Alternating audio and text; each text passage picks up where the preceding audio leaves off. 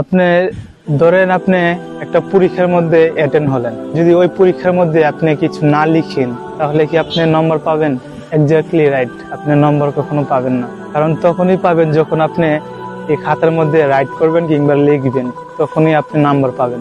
আর সঠিক লিখতে হবে, আবার যদি সঠিক না হয় তাও নাম্বার পাবেন না। এই তো, কিন্তু এটা ছিল আপনার অর্জন। আর দোয়া হচ্ছে, আপনাকে কেউ দোয়া করলো, আপনি খাতার মধ্যে কিছু লিখলেন না, আপনি কি পাস করতে পারবেন? অবশ্যই না, আপনি পাস করতে পারবেন না। সে পারে না, কিছু বুঝে না, মানে কোন রকম যে উদ্দীপক প্রশ্ন টশ্ন লিখে চলে আসছে, কিন্তু তার দোয়া দ্বারাতে মানুষের দোয়ায় সে পাস করবে কিভাবে? যখন ওই সময় তার খাতাটা দেখবে, হয়তো আল্লাহ তাআলা এরকম যে স্যার দেখবেন, ওই স্যারের মন মানসিকতা চেঞ্জ করে দিতে পারে, স্যারের মন মানসিকতা ভালো থাকতে পারে, তখনই হয়তো ওই খাতাটা তার সামনে আসলো।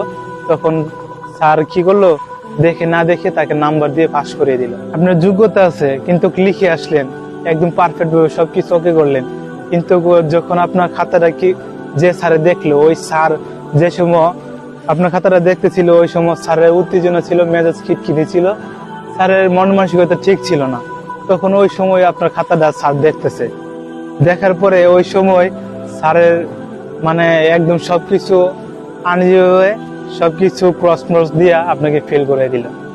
এই হচ্ছে দোয়া আর হচ্ছে আপনার অর্জনের পার্থক্য।